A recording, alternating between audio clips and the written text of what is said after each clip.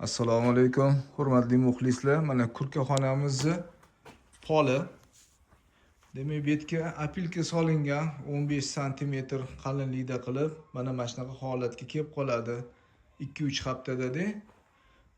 O'shaning uchun buni sal osvejit qilib turish kerak. Nega desanglar, bu yerda hali kurkalarning axlati bilan hali aralashmasdan preslanib, keyin ammiak hidi chiqib, kurkalarni surunkali zaharlab turishi mumkin. Mana shunaqa holatda bo'ladi. O'shaning uchun buni vaqti bilan aralashtirib turish kerak. Ya'ni men taxminan shu 2-3 haftada bir aralashtirib qo'yaman.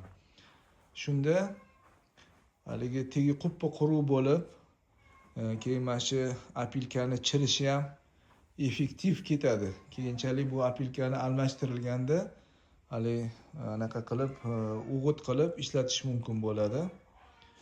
Hozir ko'rsataman qanaqa qilib aralashtirishimni. Albatta buni aralashtirish jarayonida maska taqib olmasa bo'lmaydi, chunki bu yerda ancha chang bo'ladi.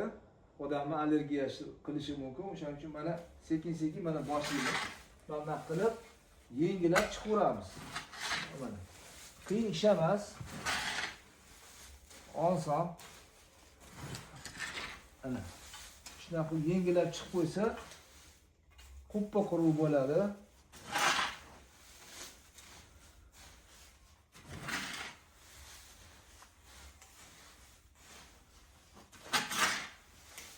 Yarim soatda mana shu 7 ga 4 joyi aralashtirib chiqsa bo'ladi. Mana xudo xolasa hammasini aralashtirib qo'ydik. Iloji boricha mana quppa quruq qilib yaxshi tep-tekis qilib qo'ydik. Xo'p, mana mamti turgan edi qo'nog'i. Endi oyoqqa ko'chirdik. Sababi mana mashta o'tirganda ko'ryapsizlar, mana qo'tta jigaring bo'lib qolgan. Shu yerda axlat tushiradida preslanib ketaveradi. Shuning uchun vaqti bilan qo'nog'ini o'zgartirib turish kerak. Mana shunaqa tursa, apilka mana xudo xolasa 5-6 oydan beri yaxshi turibdi. Unaqa hidi yomon emas. Kuchli ammiak hidi yo'q. Mana kurkalar kirib oldi, issiqqina polli uyiga. Maza qilib yurishibdi, yoyilib. Havosi yaxshi, toza.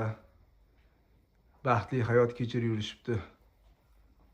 Duo qilib bizani. Taninglar sog' bo'lsin, yaxshilikda ko'rishaylik.